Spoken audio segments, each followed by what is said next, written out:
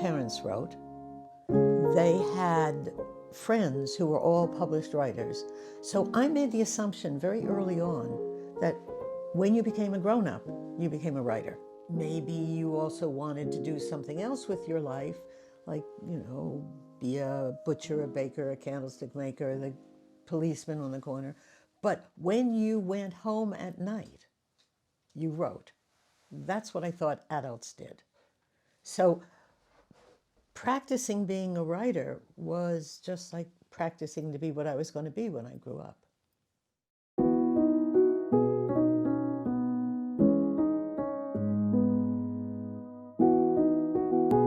Who was Little Janie? I was a huge reader. My favorite was a double boxed edition of Alice in Wonderland and Alice Through the Looking Glass.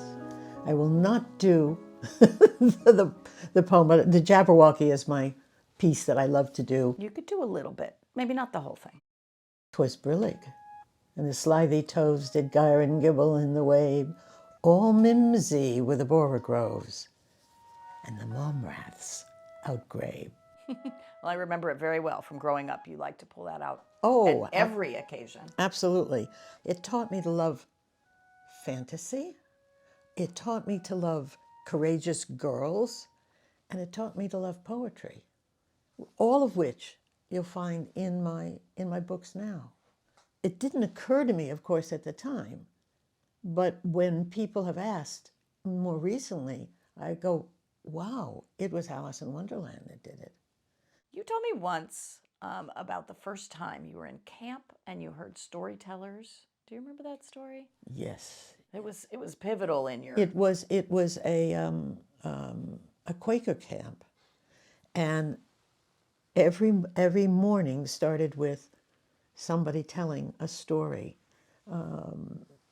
Some of them were slightly religious, some of them were emotional, some of them were from other cultures, and that people could still tell stories just without a book amazed me. But I eventually became a storyteller that way as well, because I find that if I'm sitting at the computer writing a story, it sort of leaks out of my fingertips, but then I sit down and read it aloud because it needs to work both on the page and in the mouth. And I feel that very, very important in children's picture books.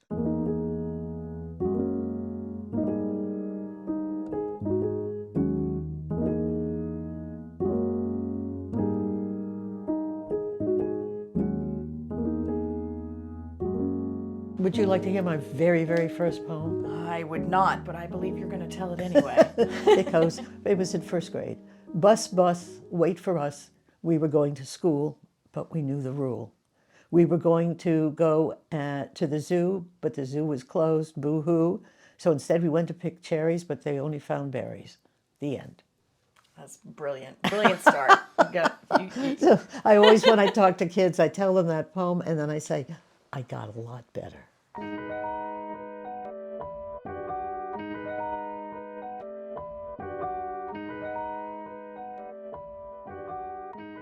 I like to do poetry in my picture books a lot. I like them to sound as if they are poems, even if they're not set down as poems. I want them to be lyrical. I want them to be able to be spoken aloud. All of those things feed into what I do. So when I'm writing, I always, in revisions, read it aloud, which is why I close my door, so that people don't hear me all the time. I think a good picture book needs a story. The story needs an arc. Lots of people like to write picture books that have no arc. Even if it's not telling a story that we would traditionally say is a story, it has to have the arc of a story. I think that it has to have something that the child can walk away with. I'm not saying that you're teaching necessarily, but something that they have to walk away with. What did I walk away with from Ferdinand? I walked away with, it's better not to have war than be in a war. What is my takeaway from Al Moon is that you can go out in nature and see something that can change your world, change it for you. So that something there has to be there. That's not just a bunch of words on the page. But I also think it's very important for the book to resonate in your ear. A picture book has to resonate in your ear.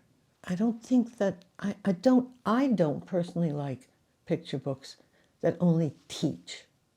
I want them to reach as well.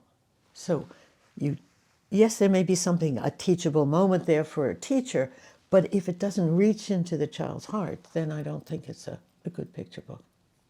So picture books and writing in general, but we're gonna really focus on picture books here. You kind of have no tolerance for people who say that ideas are difficult to find. Sometimes a year, 2 years, 10 years later, you can look at something you thought was dead on arrival, and turns out right now that's what they're looking for in the picture book world. So you go and you give it a little artificial restoration, and you have a new book. I like artificial respiration and restoration. Restoration together. The yes. words go well together and mean different things, but yet they both work here. Yeah, yeah. Where else are you finding your ideas? What you have some new books just sitting right over there. Well, why don't we look at them? So some of them, where do they come from? Where are you taking your ideas let's start with. Oh yeah, these are all very different. Started very different. This is the third book, Deborah's Tree. I had done a book called Miriam at the River, so I've been doing what is in Jewish tradition called midrash, taking a story out of the Bible and telling a slightly different story, or coming at the story from a different angle. So I had done Miriam at the River, which was Miriam and Moses, and then that came out. The next one to come out is Mrs. Noah's Doves, and it's about Mrs. Noah, who writes about, the women in the Bible who are married to the famous men, right? And this is about Deborah, the first woman judge in Israel. So that's how that one got written. In these, you're mining your Jewish I'm stories. mining Jewish stories, but I'm also mining the biblical stuff, yeah. looking just at the women. By the way, I tried to do an Esther one, but it can't be a picture book. It's much too long. Maybe a novel. This one started out when I was playing with the word elephant, and I thought, what if it was called Elephantasy? What could I do? And then suddenly I found, so it only has 22 words in it: elephant, elephate, elephated, elephate, elefastened, ella bound, ella flown, ella found. She becomes part of a magician's act, and she gets Ella painted and Ella sprayed. And then the magician and she are getting older, and Ella gets faints, so it's Ella faint, and then Ella faded, and he takes her and makes Ella faint, because he magically disappears her. But what he's really doing is taking her to an elephant, a place where they keep elephants, old elephants, and take care of them. And it's called Ella Friends. So there's it. So I was just playing with a single word, and just having fun with it. And then this one, two of my grandchildren have now published, well, Madison has published 2 books, and Madison is your daughter, of course, and Madison's cousin is about to publish a book. Madison is actually now in law school. My computer was the beginning of this book from her, and she had written it, and I put it into rhyme, and it was bought, and there you are. So those are different ways of writing, and that's not the only way.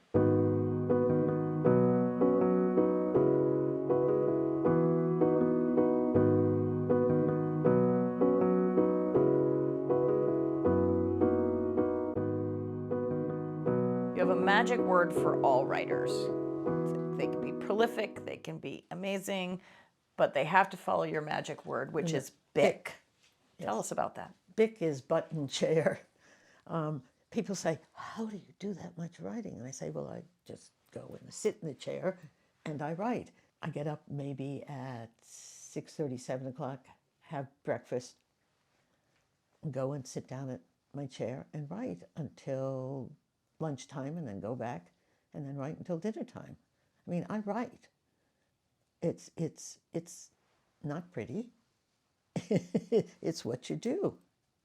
And I have people I know at cocktail parties or whatever, and they'll say to me, are you still writing? And I look at them and I say, are you still breathing? Because it is like breathing to me, but it is like breathing sitting in the chair. I always say to people, well, you have exactly the same amount of hours in the day as Jane Yolen. Now, you say it in a much more poetic way. You talk about the time fairy. Oh, yeah. The time fairy is there for you if you want the time fairy to be. But if you ignore the time fairy is going to go to someone else. Same thing with the muse. If you're not at your desk and the muse comes by, the muse goes, and goes to someone else. So, yeah, the muse and the time fairy are sort of paired in my mind. What is it that you do once you have thought about your idea? Now, what do you do next? And what do you think other writers can take away from that to use in their own process? What do you do after the idea comes to you? Well, first of all, before I lose the idea, because at 83 I lose a lot of stuff in my brain, I write down notes.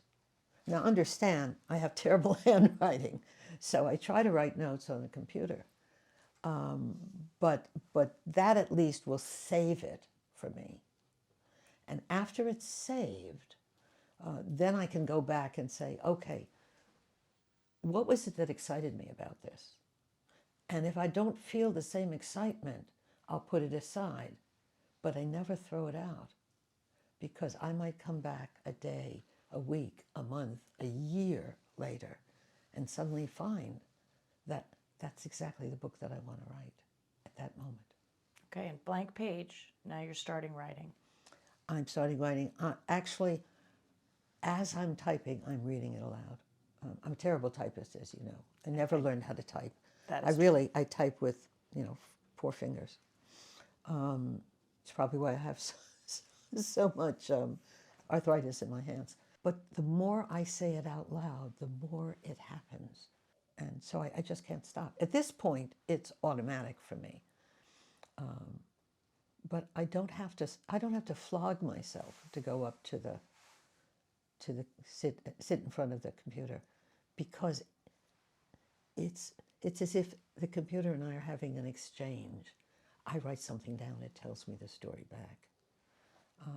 But if it's hard for you to go and sit, maybe you're not a natural storyteller. Sid Fleischman used to say, and he was a wonderful storyteller, but he had to write and stop his work with a line that didn't end, so that when he came back the next day, he had to finish that line to get himself started onto the rest of the book. We all make our little what would you call them? Ideas about how we're going to work on a project. Setting your own goals. Yeah.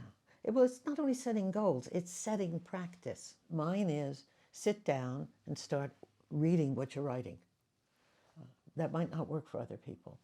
I'm not the kind of person who, if I'm working on a novel, I can't outline it. I can't project. I have a good idea of where it's going, but I don't outline. Your brother outlines, world builds. Other people that I've written novels with, like Bruce Coville and Bob Harrison, Bob Harris, they outline everything. They need to know every little detail of what's going to go on before it happens. To me, that's boring. If you already know the details, why write them? So I call it flying into the mist. Other people call us pantsers, as in flying by the seat of your pants. I don't like that. I like flying into the mist. Is that first writing when you have your idea and you first sit down before you get into the weeds of making sure things fit and the words are right? Is that first writing? Is that your favorite part? I think the favorite part is finishing it and it feels good. But I think what it does for me is it's like a jolt of energy. It really feels, I'm sitting there and it's coming out, lightning strike, as I'm sitting there and I'm punching my four fingers at it and I'm creating something that wasn't there before. That's really exciting. Of course, when you get to the end and you look at it and you go, oh, it's not what I thought it was. I've got to go back and again, again, and again. But that first moment of creation, when you've gotten to the end of a picture book, is, wow, I've done it again. I've done it again. I've really done it again. I'm not washed up. And then you read it and you go, well, maybe I'm a little washed up. It's lovely having a writing group because I can take my work there and read it out loud, and they'll say, well, maybe this needs a little tightening. Mostly what they're telling me is stuff I already know and I've been resisting changing. But if they see it, if they hear it, then I think, yeah, that's gotta be worked on. Just those voices that are important to you then, having other voices. Yeah. All right. Can you think of anything, the people who are plotters, is there something about your process, flying into the mist, that you think would be helpful to people who are plotters, or do you just feel that they're different processes and everybody should do their own? Yeah, I think they're totally different. I think that the people who are plotters would have many heart attacks trying to fly into the mist. And I think the flying into the mist people feel like I'm plodding, not plotting. I already know what to do. I'm a bad map reader. Your father hated that. I would, if we were going along this road and we're turning, I have to turn the map around, and he would go, no, the map has to stay this way. No, because we're going down this way. I can't keep the map pointed up that way. So I'm not a mapper. I think the people who are plotters probably are great at maps. They love to get all the details right. I like to be surprised. That leads me really well into my next question, which was, what about surprise? I think that surprise is what keeps me moving along, because otherwise, many of my books are either about birds, children, nature, or historical subjects. And after a while, are you repeating yourself? Are you repeating yourself? But if it's new, if something you don't know where you're going, I want to be there in the moment with the story as it's developing. Sometimes the elves move in and you go, wait a minute. I didn't order elves. And then you wait. So then you say to yourself, why are the elves here? Well, turns out they're there for a very important reason, which changes where the book is going. And if I had thought about elves before and put them there, they might not have given me the push to march on with them. So after so many years and over 400 books, do you expect that surprise? Is it something I know that's a funny way are you expecting a surprise, or are you still in awe of the process? I'm anticipating, not expecting. Sometimes it doesn't happen and the book doesn't happen. Or sometimes I have to go back and in a second or third or fourth or fifth round, it happens. But if it doesn't happen, the whole thing is a little flat for me, and probably not a book that I'm going to try to sell. So does the process still feel magic to you It does. every time? Does. Yeah, actually. That's good to hear. Yeah.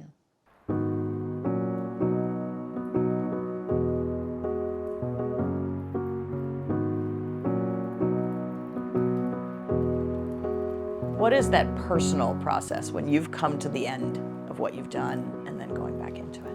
Let me step back a minute and say, when I was an editor both at Knopf and at Harcourt in children's books. When I was an editor and I was reading other people's manuscripts, I realized, one, I was a good writer. Two, I could see the flaws in their manuscripts. And by seeing the flaws in their manuscripts, I began to be able to see the flaws in my manuscripts. And it's a willingness to be able to admit that your manuscript is flawed, to be able to admit that there are problems there. Sometimes you have to admit that you can't solve the problems. Sometimes you realize that you need somebody else's eye to help you solve those problems. Not all problems are solvable. Not all books are solvable. And sometimes you have to say, I can't do it. This book is not going to become a book. But I have piles and piles and piles of manuscripts, half started, that I can go back to sometimes and go, wait, now I know how to fix this. Now I'm old enough or smart enough or read enough, or maybe things have changed in publishing enough so that I can fix this. And that's always an exciting moment. You, in your revision, you revise as you're going along. I revise as I'm going along, but then I leave it for a while and then I come back to it, because I think you need, when you're so excited about a story that you're writing, whether it's a short story, whether it's a chapter in a novel, whether it's a picture book, there comes a moment when you think it's perfect. And that moment lasts for as long as that moment lasts. And then if you come back the next morning or the next week or the next month, or maybe you rediscover the manuscript in your unfinished manuscripts, you go, oh, that's terrible, but this is where it should go. I think we need time. We're so eager to finish something that we forget that it's not going to grow without you. It's not, going to suddenly become, the egg is going to break open and the chick is out, but you are going to break open and the chick is out. But you have to give yourself time. And I think too many people want to send something out before it's ready. I do that too. I still do that too. Because if you're really excited about something, you want to get it out there before somebody else figures out the same story. But I'm selling now stories that I wrote 15, 20 years ago. Now, in your revision process, you talked about this a little bit, but you are a fan of a critique group. You have 417 books, I believe, published today, but you don't feel that you are above having other people critique your work. In fact, that is something you've been doing for over 40 years. You are going to have your books critiqued anyway. True. One's, they're either going to be critiqued and said, no, we don't want it, or no, we can't use it, or ick, go away, never send me anything again. Or the editor says, I love this book, but let's work on it. And sometimes the editors have ideas that are great and are helpful, and sometimes they have ideas that you have to say, I don't see it that way. And maybe then they'll say, well, tell me how you see it. And you get to a place where you're both liking it. Sometimes you have to actually say to an editor, I don't think we're seeing the same book, and take it away. That's the hardest, because you want that sale. other people looking at what you've done, sometimes even reading it back to you, as you and I do when we work on poetry books, reading them back one and forth. Your ear hears what you've done differently. If you get somebody else in your critique group to read it for you, when they're reading it and stumbling over a sentence or a word or a pronunciation, and you think to yourself, if this very well-educated, grown-up writer is stumbling over this, what is a child going to make of it? What is a teacher in a school trying to read it to the kids going to think about it? So there are ways that you have to step back and say, in this revision, I'm going to make it more lyrical. In this revision, I'm going to make it more historical. In this revision, I'm going to let the child in the story grow a little bit more, or stand up for herself a little bit more. Whatever the thing is that you're going to do, you have to be ready to say, yes, I have to change it, or yes, it needs work. You have to figure out what it is. That's the first thing. And then you have to figure out how to make it better. That's the second thing. And the third thing is to go back and make sure that you really did both those things. And so, you have to be very honest with yourself. And I think being honest with yourself is the hardest part. Because part of you is relieved. I fixed it, I know it's fine now. But you want so much for it to be done that you fool yourself. Somebody once said, I don't remember who it was, said, a poem is never finished, it's abandoned. And I think picture books are like that more than any other kind of book. A picture book is not finished, it's abandoned. Part of picture books is making sure that it is tight, that it is not, in your words, flabby. It doesn't have lots of extra. So are you writing in a very condensed form, or do you sometimes have a much larger story and then need to pare it back? Where does that compression happen for you in picture book writing? I think both ways. And it depends. I think when working on historical stuff, I tend to have too much and have to pare it back. If I'm doing a story from the bottom up, where maybe it's a personal story, or where maybe it's a magical story or something like that, that may be Being larger and paring it back. and paring it back. Each book is different, and yet it's the same. With novels, every novel is different, and what you bring to the novels is exhaustion. You're exhausted after having thought about it for a while, and you're exhausted after you've done the first chapter and you realize, oh my God, I've got to write 17 or 20 or 35 chapters. You're exhausted. The picture book, the compression is built into the thing itself. We know that it's going to be probably a 32-page book. That's the normal thing. So if you start thinking in 32 pages, you know you don't have that much room. And if you start writing down, as I do, I can actually write a picture book now without thinking in 32 pages because I feel it. It's like in the bones. But I still go back and I paginate it.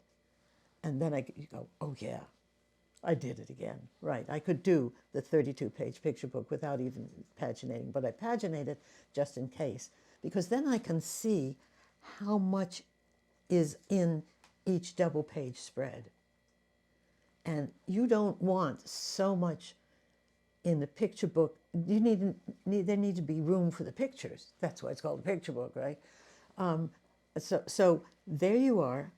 You're writing, and if it is too plump with words, that's when you have to go back and pare it down. But if it is too slim with words, you might want to go back and add some stuff to it simply because it needs to be there.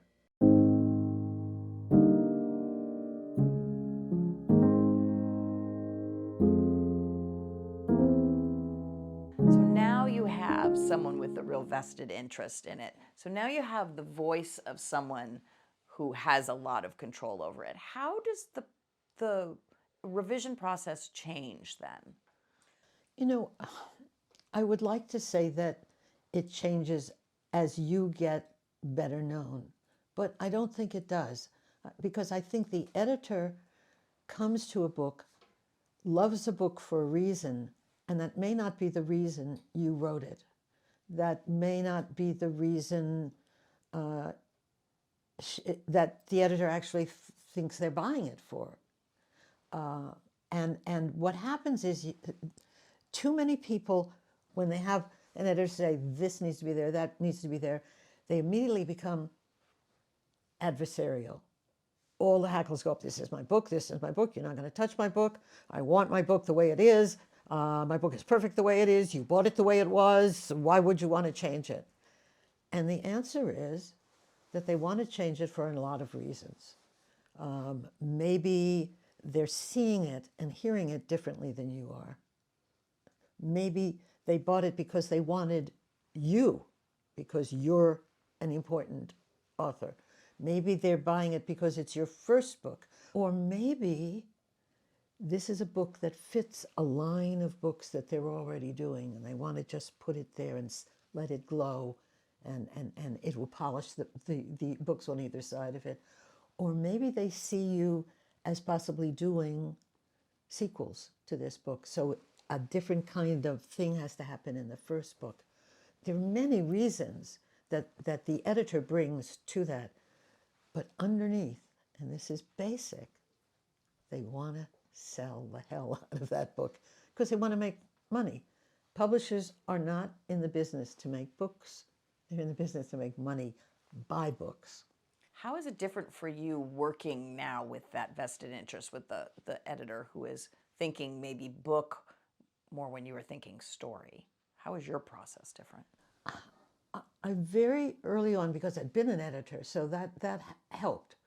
I realized that you're not going into this as adversaries. You're going into this as working together to make the book better. No editor wants to make the book worse. That's not in the process. But we sometimes, in our loving this book, wanting to hold this book, to ourselves. It's our book, after all. We made this book. We want to have everything done our way. And the editor is seeing maybe a larger picture, or maybe a more targeted picture. And we have to learn from them and teach them what we want, so that we get what we want and they get what they want, and it makes the book better. I find ways to understand what they're looking for and perhaps change it in a way that they didn't think it could be changed, into making it better for both of us. Is there still surprise in that part of the process? Oh yeah, always, always. But even more surprising is when I get turned down, because I get letters that say, this book is so lyrical and beautiful and well written, and the story is fascinating, but we're going to pass. Which makes me want to say, do you really want a bad written, unlyrical, ugly, not useful book? I'll write that one for you too.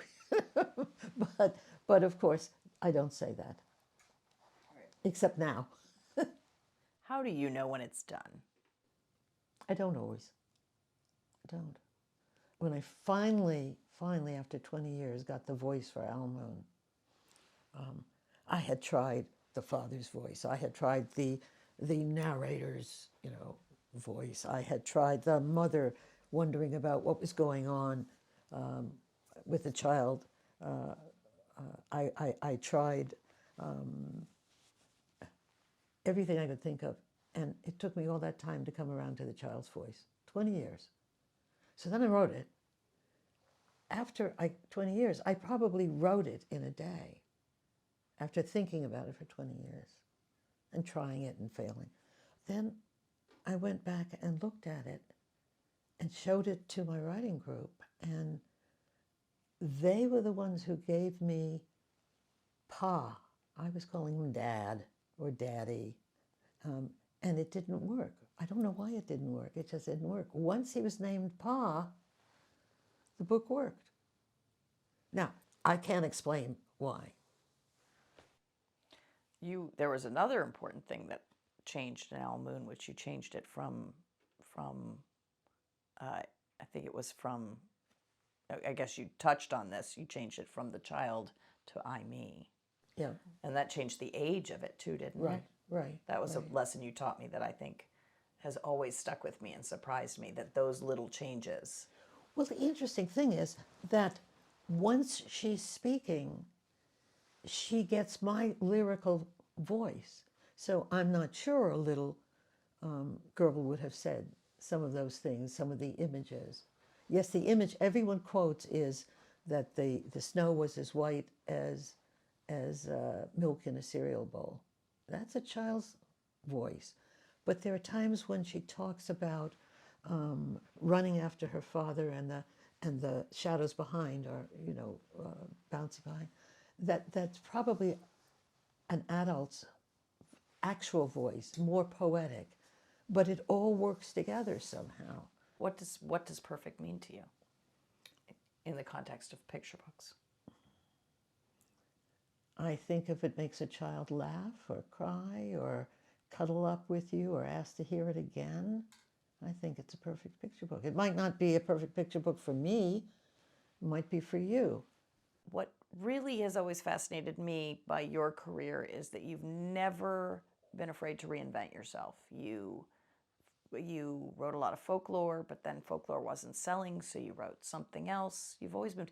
How do you keep the core of who you are in your writing when you're changing your style so often? And what's the thought process behind that? So if you keep your eyes on what's going on, your ears open, if you talk to Ed, I ask when I go in and see an editor, or we're not seeing editors now so much, but if I'm Zooming with an editor, I will always say, what is it you're looking for? What hasn't passed your desk before? And I remember sitting at Simon & Schuster with an editor, and I said to her, what would you like to see? And she said, oh, I'm so tired of those pink pretty princess books. And I said, you want a book called something like Not All Princesses Dressed in Pink? She said, you write it, I'll buy it. And I came back home and you and I wrote the book, and it's still in print. 2010, still Yeah. in print. Yeah. Still one of our bestsellers. Yep. Yeah. Well, bestsellers, that's an interesting concept, but you consider yourself solidly a mid-list writer, and that's something that's important to you. Why is that important to you? I think that very often somebody who has started with a big bang can't do it again, and it stops them in their tracks. I try to do all sorts of interesting things that I'm interested in, and whether or not they sell, I have been interested. I found something new that I wanted to talk about, that I wanted to write about, and if that book doesn't sell, maybe an offshoot of it will sell. But I'm always on the lookout for something that's going to spark me. And if it sparks me, I have hope that it's going to spark an editor. I have a bunch of lists. I have my unsold list, so I know what books are unsold. I have lists of editors and what they have taken and turned down. What they've taken is in red. What they've turned down is black with a no in it. And what is in blue is, with a no in it, sold elsewhere. If I'm feeling down, because I haven't sold anything for a while, what I do is I go and look at that list and I go, so you turned down all these blues and you turned down all these blues. So you're not, as an editor, perfect. You're not, as a publisher, perfect. You turned down books of mine that have gone on to do well. Okay, I got it. It's a crapshoot.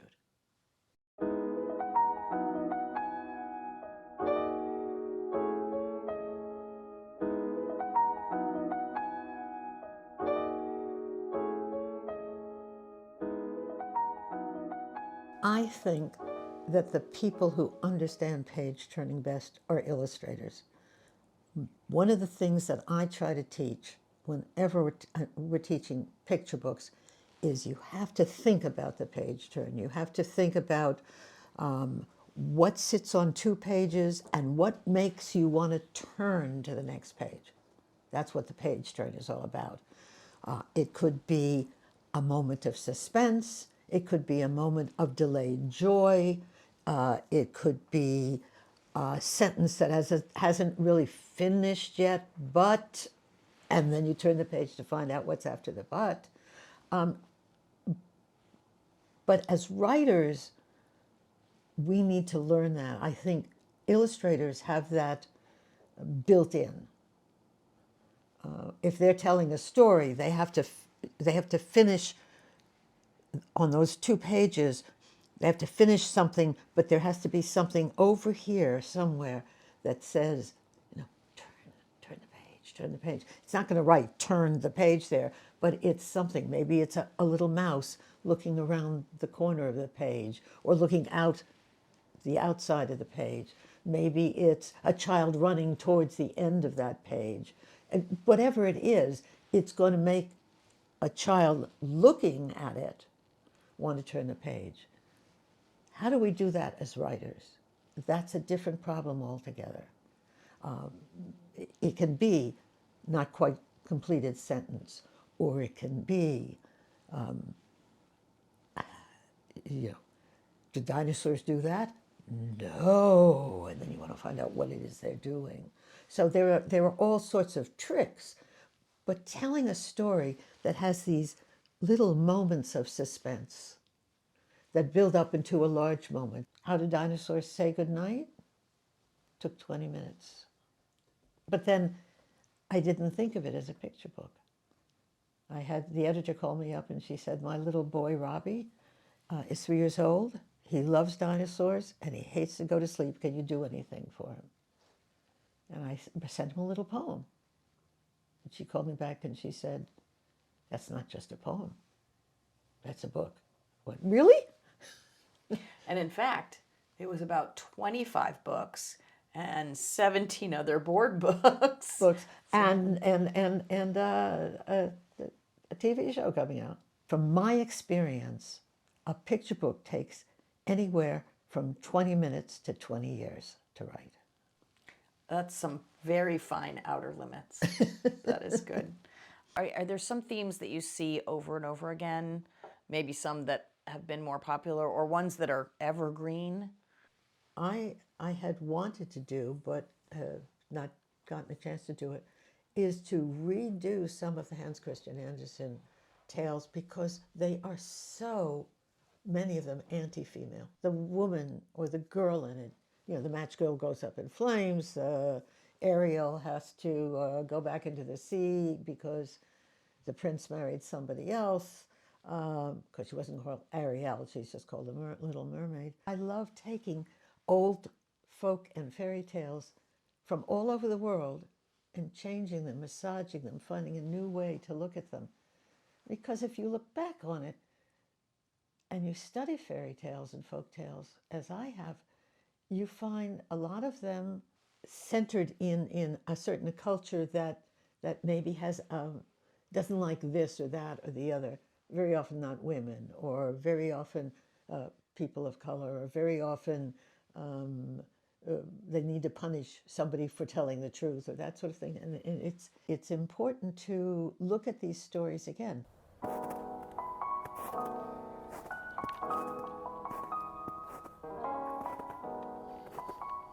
When you're working with other people, what do you find some common mistakes when writing a picture book? First and foremost, they don't know what they're writing. They think they know what they're writing, and they end up in the wrong place. Do you mean their plot? Do you mean their story goes The story awry? the story goes awry because they're forcing it into something that it doesn't need to be. It can be a rhymed picture book or an unrhymed picture book, and be a new kind of fairy tale or an old kind of fairy tale. It can be a book about how to be kind, or it's a book about how to learn to swim. But there needs to be an arc. And a book about learning to swim. It may be a kid who wants to learn to swim and can't swim. That could actually be the end of the arc. They find they can't swim, but they can dive, or they can't swim, but they can help other kids get out in and out of the water. I mean, there are things that we don't even know when we start a book can be helpful to get us to that arc. Do you have any closing words, some words of advice for our already hardworking picture book writers? You have to not be afraid of ideas. If you work at it, you can get many, many, many more ideas than you're ever going to actually get to use. Some of them because they're not good ideas, some of them because they're too good for you in that you're not ready to write them. Some that they're not picture book ideas. And you go at some point, oh my God, that's actually a novel, or that's actually a book of poems, or it's actually something else. That's the first thing. The second thing is obviously the hard work, button chair, absolutely. The third thing is, and I think this is one that we all shy away from because we are artistes, which is the work of the business. Finding out who's looking for what are the themes that are important right now. Is this a story that I can legitimately write? Is this a story that has been told too many times before? Is this a story that is new and nobody has told it? And if not, why not? But that's the business end. And so the writing end is here, but the writing end is not the end of getting a picture book. It's only the beginning of getting a picture book. And too many people are afraid of that second part. I would love to ask you a favor. Would you like to read everyone a bedtime story? Absolutely. Will you read Owl Moon for us? will. Here, I can get it for you. Got it? Okay. You'll need your glasses. I will. Thank you. Now, for the three people who don't know anything about this book, would you like to introduce it? Yes, Owl Moon, which is a story really about my husband taking our three children out owling, but the child in the book is really you. It was late one winter night, long past my bedtime, when Pa and I went owling. There was no wind. The trees stood still as giant statues, and the moon was so bright the sky seemed to shine. Somewhere behind us, a train whistle blew, long and low, like a sad, sad song. I could hear it through the woolen cap Pa had pulled down over my ears. A farm dog answered the train, and then a second dog joined in. They sang out, train and dogs, for a real long time, and when their voices faded away, it was as quiet as a dream. We walked on towards the woods, Pa and I. Our feet crunched over the crisp snow, and little gray footprints followed us. Pa made a long shadow, but mine was short and round. I had to run after him every now and then to keep up, and my short, round shadow bumped after me. But I never called out. If you go owling, you have to be quiet. That's what Pa always says. I had been waiting to go owling with Pa for a long, long time. We reached the line of pine trees, black and pointy against the sky, and Pa held up his hand. I stopped right where I was and waited. He looked up as if searching the stars, as if reading a map up there. The moon made his face into a silver mask. Then he called, "Ooh, ooh, ooh, ooh," the sound of a great horned owl. Again he called out, and then again and again, After each call, he was silent, and for a moment we both listened. But there was no answer. Pa shrugged, and I shrugged. I was not disappointed. My brothers all said, sometimes there's an owl, and sometimes there isn't. We walked on. I could feel the cold, as if someone's icy hand was palm down on my back, and my nose and the tops of my cheeks felt cold and hot at the same time. But I never said a word. If you go owling, you have to be quiet and make your own heat. We went into the woods. The shadows there were the blackest things I had ever seen. They stained the white snow. My mouth felt furry, for the scarf over it was wet and warm. I didn't ask what kinds of things hide behind the black trees in the middle of the night when you go owling. You have to be brave. Then we came to a clearing in the dark woods. The moon was high above us. It seemed to fit exactly over the center of the clearing, and the snow below it was whiter than the milk in a cereal bowl. I sighed, and Pa held up his hand at the sound. I put my mittens over the scarf over my mouth and listened hard, and then Pa called,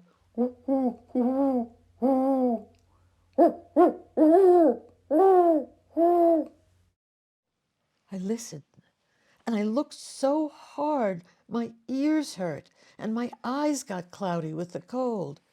He raised his face to call out again, but before he could open his mouth, an echo came threading its way through the trees. I almost smiled. Then he called back, just as if he and the owl were talking about supper or about the woods or the moon or the cold. I took my mitten off the scarf off my mouth, and I almost smiled too. The owl's call came closer from high up in the trees on the edges of the meadow. Nothing in the meadow moved. All of a sudden, an owl's shadow, part of the big tree shadow, lifted off and flew right over us. We watched silently, with heat in our mouths, the heat of all those words we had not spoken. The shadow hooted again.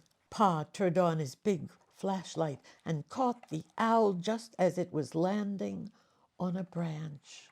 For 1 minute, for 3 minutes, maybe even 100 minutes, we stared at one another. Then the owl pumped its great wings and lifted off the branch like a shadow without sound. It flew back into the forest. Time to go home, Pa said to me. I knew then I could talk. I could even laugh out loud, but I was a shadow as we walked home. When you go owling, you don't need words or warm or anything but hope. That's what Pa says. The kind of hope that flies on silent wings under a shining owl moon. Thank you.